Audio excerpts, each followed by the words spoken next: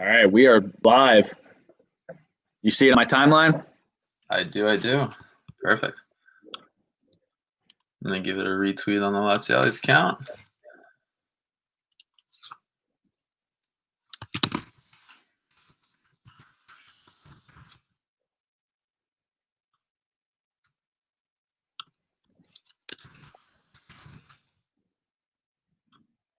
Live on YouTube as well. Perfect. See some viewers tuning in now.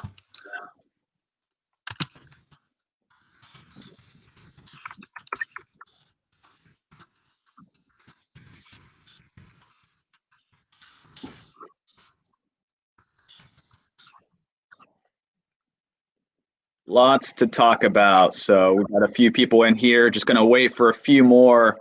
Thank you guys for joining us. Obviously, a lot of positive things to discuss on this episode. Trying a few new things. We've done some live broadcasts in the past, but since we've officially launched our Bianco Celesti broadcast, we've pre-recorded all of our episodes. Wanted to go back to some live here for more immediate reactions post-game. So good to start one on, obviously, a positive win with us just beating Parma 2-0. So just going to wait for a few more folks to join us before we jump in. If you guys have questions, send them in for sure. We'd love to chat with you guys, make this very interactive with everybody. So should be a fun episode. Steven, how are you feeling? Feeling pretty good. A lot to talk about on the positive side, which is kind of good to hear after a string, I guess, of disappointing performances. So good to kind of see that we closed 3 points away from home, and yeah, looking forward to talk this one.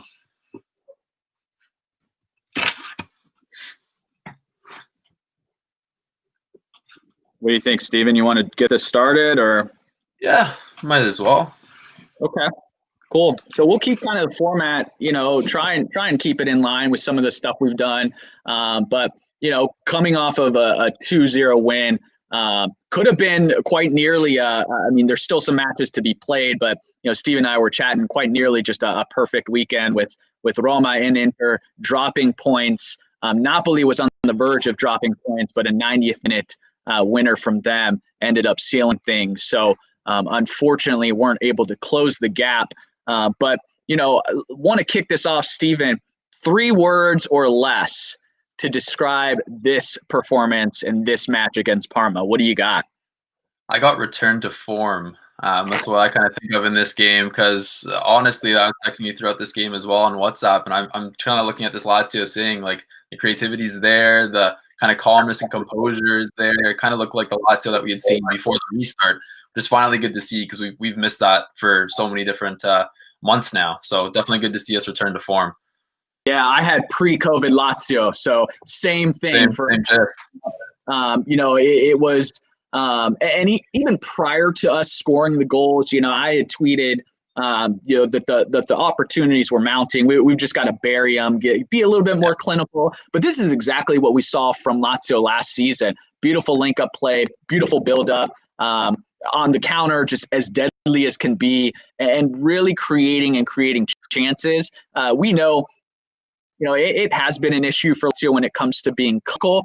It does take us, a number of opportunities to find our goals, and this match proved just what we saw when Lazio was at their best last season. So it was really nice to see, because even in some of our victories this year, it almost seemed like we were trudging along. And this one, it was just a fun match to watch, all in all, and some really positive performances, out from a lot of players. For you, we ended up winning the match 2-0, a couple beautiful goals, a couple really great defensive stops too.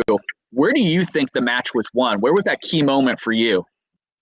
I think that save by Reina, I think that's a really good kind of turning point in the match. I think that he kind of shows that he still has it despite his age, and I think that him starting over Strakosha for the past few weeks, whether it be due to Strakosha's COVID spells or the injury spells, whatever the case may be, he's come in and he's really stepped up for us. I know that some plays, whether it be passing back and it being kind of uncomfortable, because we're not used to seeing that with Lazio and us getting kind of worried when it's back there, but I think he's been excellent. I think that one-handed save really was like, okay, time to put on the sparks, because if that ball hit the back of the net, that game is completely changed. So I think that was kind of the game-saving moment for myself.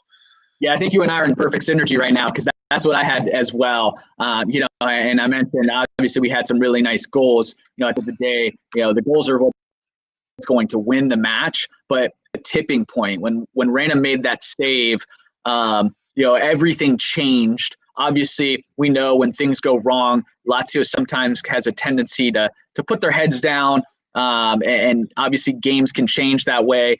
But that save, I was a little bit not disappointed, and we don't know what's going on with Strakosha, whether it is injury, but I thought he played really, really well in our last match. Obviously, he had a bit of a boneheaded error that led to the goal, but all in all, I thought he played really, really well. I was excited to see him play. I want to personally see him get, a run of games. So when I saw Reyna, inserted into the lineup, I was a little bit bummed out, but he played magnificent today. And for me, absolutely the game-changing moment of the match because it could have went either way. Parma really played, fairly well in that first half before we saw Lazio really turn it around.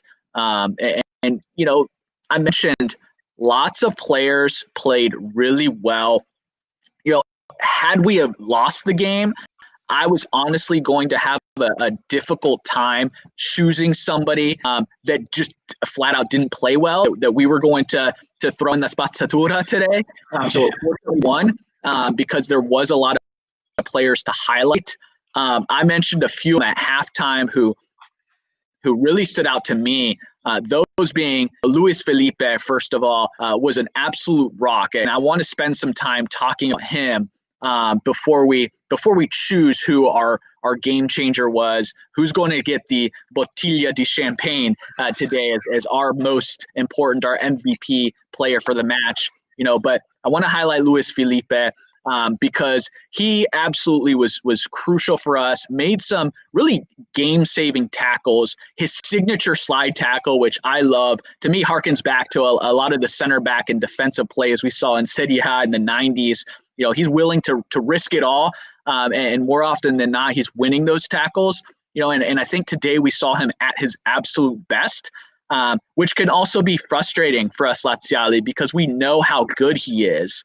And Steven, I want you to pose the question here because you posed it to me over WhatsApp, and I thought it was definitely thought-provoking. So go ahead and shoot that out for the people. Yeah, I personally think, like you said, played excellent today, and it shows you the quality that he has. But it's when he's able to show that, which is rare because we're used to seeing him play maybe 45 minutes and then kind of go out, whether it be at halftime due to injury or just due to he's picking up a yellow card. But then he goes out for these long spells and he's injured. And obviously, when a player gets injured, trying to return back to the field, everyone knows that when you're injured, it's hard to kind of get back into form. So I kind of posed a question where Barcelona was looking to acquire him last summer for whatever the fee may have been, 20, 30 million, around that range. If we were to receive an offer for 20 to 30 million, do we see him leave? Do we accept that offer and kind of move on from him? Because although he's good, it's just he's not there. He's not reliable. We need reliable defense, especially with Inzaghi. We know how stubborn he is with his tactics, playing the same players over and over again. So when you have a player in the lineup who plays maybe 50%, starts 50% of the matches in Serie A due to injury, year after year, it kind of just seems like it's the same thing. So although he clearly has the form, it's kind of like an Umtiti at Barcelona right now, how they kind of want to offload him because due to the same factor. He's good, but he's always injured. So I kind of posed that question throughout the game because we're seeing these sparks of little form and people can see that with him, but is it time to part ways? So it's kind of the question I had. Yeah, I mean, and it's a tough one because you get these matches like we saw today, and more often than not, when he's playing, I mean, you see the potential, and he's still a young player that can get better, and you want him to be. Obviously, we know Achedby's getting up there in age, and you want him to be that next Achedby, to be that rock. But you're right. I mean, we don't always see him on the pitch. And when he is, he's oftentimes having to be subbed out, whether it's for precaution or he ends up pulling something. So, it's a good question to ask. I'd be curious to hear from all of the Laziali out there. Like, do you sell him? Would you accept 30 million euros for him? Personally, I think it'd be really tough to see him go. I'd probably hold off and My reason being is I'm probably a little bit more cynical in seeing that money being reinvested, and not only reinvested, but reinvested in the right quality center back. We know we need that. So, I probably hold off, but honestly, I think it's I think he's the player that we want to hold on to right now. So so I mentioned obviously we had him play really, really well. Some of the other guys I want to highlight, and then we can choose who we really felt was our best player today. Lazio, a player that's been obviously seeing a lot of not hate, but has been critical. We've been critical of, especially this season. We know he's high energy. We know he tracks back. For me, that's really important. And when I evaluate a player's that effort, but he's been lacking in areas of quality. Most importantly, his ability to distribute the ball and cross the ball and play it into dangerous areas. Today, he was absolutely fantastic. I mean, clearly had a beautiful assist with Luis Alberto. Had a number of opportunities where if Caicedo was a little bit more clinical, would have scored a couple more. So I thought Lazio was absolutely brilliant. What do you think of his play today? Yeah, I think especially that was who I wanted to highlight as kind of receiving the bottle of champagne today. I think obviously after receiving all that criticism, whether it be and the same thing happens today. I was looking at Marusic on that one play when he kind of drove up the left flank and he had the opportunity to shoot and he cut back and the pass went astray. It's kind of the same deal where why don't our wing backs shoot, whether it be the confidence levels, whether it's not shown in training or practice in training. But when you have those opportunities, we've seen it with Lazio and both Marusic now. They got to take those shots. They're inside the 18-yard box, so close to the net. Even if you shoot and the goalkeeper makes a save, it's an opportunity where there's a rebound and we kind of convert. Instead of passing it and the pass kind of going astray, and then they counter off of that when we just basically put all those players forward. So I think today Lazio was magnificent. He obviously played a part, and I think that Luis Alberto goal, which was good to see. And like you said, he had a bunch of crosses into the box where if we were a little bit more clinical, I think he could have had another 2-3 assists today. So that's what we like to see from him. The only thing I'd like to see is more shots kind of happening when they're in those positions to shoot. I know everyone wants to pass with Mobile and kind of the goal scorers, and they get upset when they do shoot or when they miss the opportunity because they're like, oh, why are you giving me that pass? So that happened all the time with players. Like we saw Pereira take that long shot and Mobile was like, why didn't you send me through, right? The same thing like that. We want to see our goal scorers score, but if you're in that position, anyone should be taking that chance. So that's the only thing I'd have to say on the downside. But today, I overall thought he was one of the best players on the pitch for Lazio. Yeah, he gets the Bottiglia of champagne today for me as well, because I thought he was the difference maker, especially because when we're often talking about these games that we win, that we're playing beautiful football, it's typically the guys like Luis Alberto or Ciro Immobile or Milinkovic-Savic that are the game changers. And, while they all, played pretty well, what was surprising to me is that neither one of those three played world class today.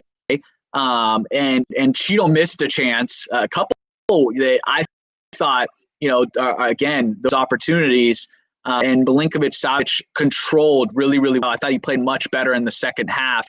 And obviously, Luis Alberto was the goal scorer. But even early in the match, Luis wasn't at his best. And so for us to win a match and it to really come from Lazio, I think is spectacular. And obviously, mentioned I think everybody played well. But he's the one coming off of the heels of a lot of criticism, was the best to me. So. And just building on that, like you said, with Luis Alberto and like not playing up to his pass, we kind of see him become more of a goal scorer than an assistman this year. Although he's providing those passes that should be converted or that he's getting difficult. We saw him break that pass to Immobile, I think it was last match, and the goal kind of got barred for offside, whatever the case may be. But this is where I kind of look at the formation changes. And I know that going to a back four isn't going to happen. We saw Inzaghi kind of push to a back five actually last week when we put Radu in. We played a 5-3-2, but why can't we try a 3-4-1-2 and play Luis Alberto behind a Correa or a Pereira and Immobile kind of tandem up top? There's certain things I think need to happen because teams are figuring out Lazio's tactics. Just like 2 years ago when we played poorly, you had Luis Alberto on the left, Milinkovic-Savic on the right. Long balls, Milinkovic-Savic, win them in the air. Luis Alberto's a creative playmaker. When we're marking one of those two, it doesn't happen for us. And especially when Lucas Leiva has an off game and the transition's not there, this is where these things kind of need to change the tactics just a little bit, where we kind of allow him more freedom, be able to move left to right on the pitch and kind of provide for both those strikers up top. So that's where I kind of see why can't we do that? I know the drastic changes aren't a necessity, or maybe they're not going to happen, but something small as this, I think, should be kind of implemented in games. What do you think? Yeah, I mean, I know you mentioned a back line of four and maybe wanted to test that out. I don't know that we have the players for that, but I am curious about, switching to that lineup with the 3-4. But, now that we've got a couple wins, certainly not the time. And I think this is you're never going to see Inzaghi make those changes. I mean, hard pressed to make those changes, period. But I don't think you're ever going to see them come off the heels of winning 2 in a row. He is a little bit more stubborn when it comes to that. Now, it's tough. I don't know that it happens. I do think that he is more open to making formation and lineup changes in a match, versus starting out a game, with some new tactics. But I'm curious. I know last episode, we ended up doing a therapy session coming off of heels of a poor match. And Leva was the player that I highlighted as our, poor performer. What do you think of his play today? I think he just, to me, he just doesn't look like himself still. Like, I know he played a little bit better today, but it's just not the player we're used to seeing in recent seasons. I think, like, when he came to Lazio, that was like kind of the prime of his career. I think he was given the opportunity to play consistently, unlike kind of Liverpool where he was at, and kind of thrive in Rome. Right now, I'm just not seeing the same player. I don't know whether it be the tactics, whether it be starting lower, but he's usually the first one to receive the ball, or what I remember at least. He's usually the first one to receive the ball from the defense, or rather from the goalkeeper, and start those plays. Find the Luis Alberto, find the Milinkovic-Savic.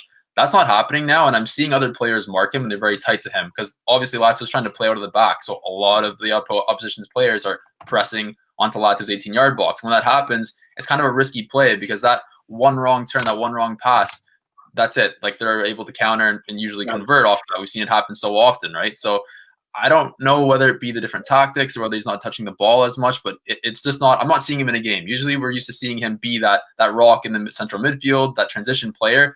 I'm not seeing it anymore. So although he played a little bit better today, yeah. He's showing his age, especially on the counters. He scares me probably more than anybody in these moments. And today I can't remember the exact moment of the match, but it was pretty early on where Parma had one of their better opportunities, and it came off of a Leva error. And those aren't things that we were accustomed to seeing from him early in his tenure with Lazio. He was the veteran player, coming off his spell at Liverpool, strong Champions League experience. We never saw mistakes from him, and we mentioned this before. He was the guy that would clean mistakes up from other players, and now we're going into matches a little bit more concerned from him. I like in limited time what I saw from Cataldi today. Now, Cataldi's never probably going to be that guy that starts for us, and if he is, we're probably not at the right place as a club. But I did like what I saw from Cataldi today coming in for him. I don't know if Akpa Akbro is the solution, but I think we need to think long and hard. Obviously we know things aren't going to happen in this transfer window, but I think come the summer, that's going to be one area. We talk about our left wing back position over and over, but I think we need to add this into our areas of opportunity when we're looking at the summer transfer window. And that's where I kind of look at the 3-4-1-2, because I don't see Cataldi being a number 6 like Lucas Leiva where he's playing right now. I don't see him playing in front of that back line. I also don't see Akpa Akpro like that. We've seen Escalante kind of fill that role, but all three of those players, they primarily play as a centrocampista, like right in the center of the midfield, right? So when Lucas Leiva isn't playing, that's where I kind of pose the question, why can't we play a 3-4-1-2 and have those two central midfielders? Obviously, one drops back further than the other, but obviously that's something we need to reinforce because clearly we don't have someone like Lucas Leiva. Hopefully Escalante can kind of build into that, but we definitely need to look long-term, like you said, into that because Lucas Leiva, who knows how long we have with them, but we also have Parolo like that, and that's where I kind of see the Lucas Leiva question of, do we start to kind of phase him out of the team slowly and slowly like we did with Marco Parolo, similar to Radu, but we're seeing those players still play a lot of minutes, which is kind of concerning to me as well, but that shows our lack of depth at the end of the day, or Inzaghi's reliance on certain players, so. Yeah, they're unfortunately, these guys are like the zombies, just refusing to die, holding on.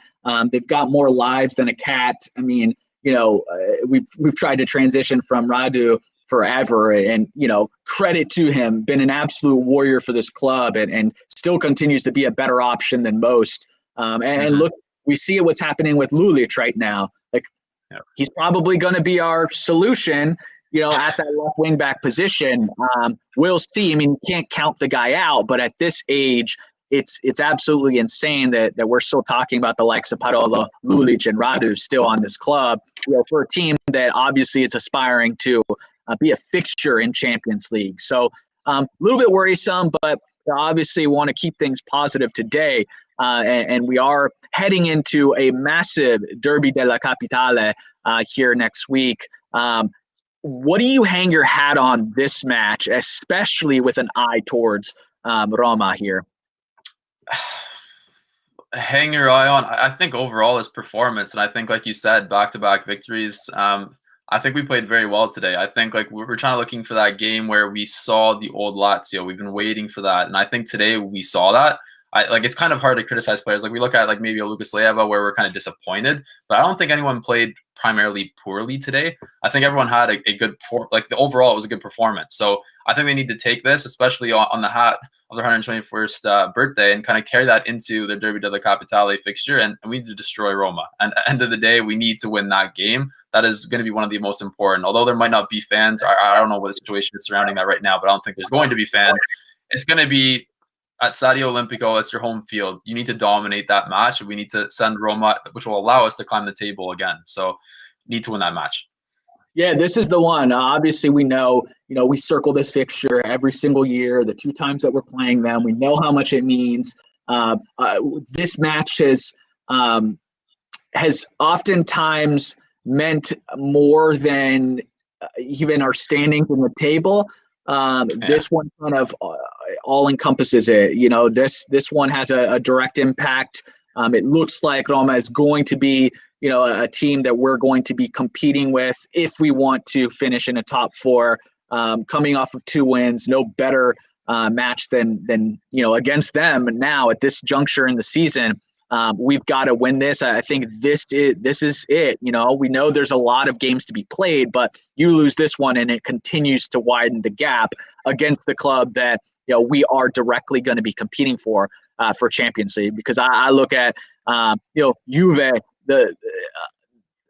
Milan had a chance last week to almost put a nail in the coffin, at least one nail in the coffin, and they missed that opportunity. And so they stay alive. And until Juve's dead completely and the season's over, you got to count them in it. So I think this match is more than usual. It's absolutely critical.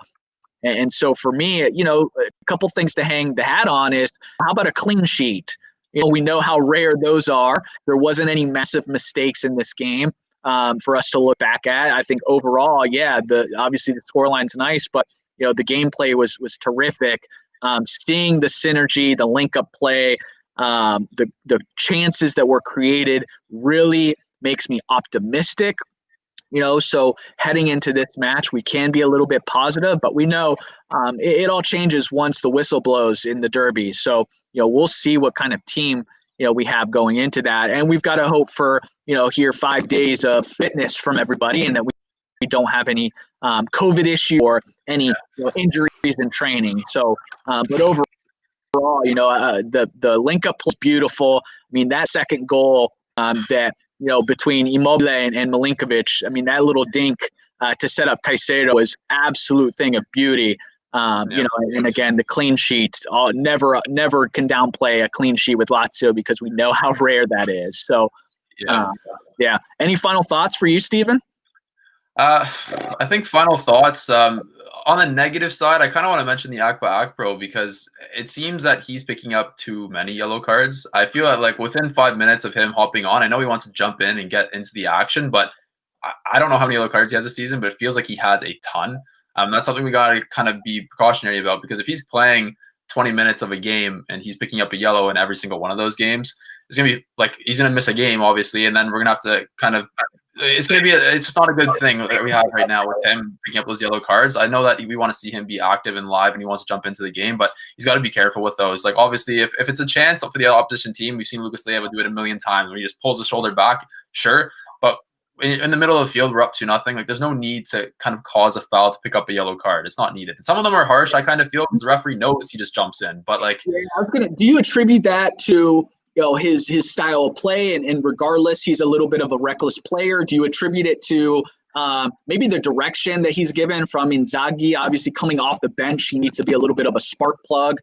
So he's taking that direction, and is he better served as a starter? Like, where do you kind of attribute the unnecessary fouls? I don't even know. Like, end of the day, I'd like to see him start these games against these lower tier sides. We're facing a Parma who's obviously near the end of the table. We faced these teams in previous weeks, but we're starting our same consistent starting 11 over and over again, and that's kind of another downfall that I don't want to talk about too much. We've talked about it a lot, but against these opponents, we should see the likes of a Pereira and an Akpagro at least in the starting lineup. If things go bad or they're not working, that's when we can put on our starting players, like a Luis Alberto, Milinkovic-Savic. Obviously, we don't want to take both of them off. I think Milinkovic-Savic and Luis Alberto both have the reasoning for starting every single match, but starting those players and even giving them a half, there's nothing wrong with doing that. I think we need to start doing that. So I think it definitely stems down to wanting to make an impact when he comes off the bench. I think he wants to be remembered by Lazio fans. Like, in his first few performances, everyone was talking about him, his positive play, right? But he needs to be consistent with that and not be too rash when jumping into challenges. I think that's where it's kind of stemming from a downfall. But on the contrary, let's look at the positive, because we did win 2-0. I think that seeing the likes of Pereira come in and link up with Immobile, I think that was very interesting to see. He was doing some creative, obviously taking some skill moves down the sideline, stuff like that. That's stuff we're not used to. I think I was thinking about this as like Maurizio Sarri's kind of robotic team where we only do this, we can only do this. That's what it kind of looks like for Inzaghi's team a little bit. And when we see this type of things, it's kind of unusual for us. So when I was seeing that, it showed that we were very comfortable. We're used to performing. I think we had like 20 shot chances today, which is something that we're not used to seeing anymore, but happened before COVID. So I think that was good to see.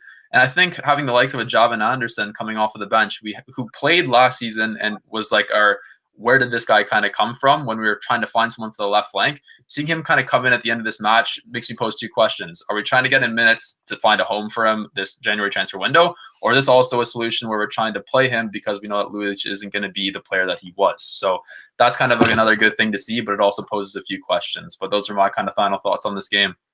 Yeah, mine's a little bit in line. Like, we shouldn't have to start our best 11 to beat the likes of Parma, to beat the likes of Genoa or Udinese or Spezia. And unfortunately, that seems to be the case this season. So certainly that's troubling. We know this starting 11 is really strong, and we know there's ad nauseum we've talked about the depth, but our depth not that bad, and these players should be able to come in and beat the likes of a struggling Parma. And I know you mentioned Pereira, and we all want to see him play a little bit more and start some matches, me included in that. Curious because I was thinking about this, and we know Correa's injured, and you talked about the flair that we saw from Pereira, and we know that Correa is obviously a very skillful player. I'd love to see us test out the combination of those two on the pitch at the same time, playing near one another, in some matches like this in the future, because I think we could see some really fun football being played. Absolutely, yeah. So, well, look, we'll wrap this up. Again, coming off the heels of a victory, it's always nice to chat. Thank you, Lazio, for tuning in. As always, sempre forza Lazio, and we'll talk here, ahead of the derby in a couple days. Ciao a tutti.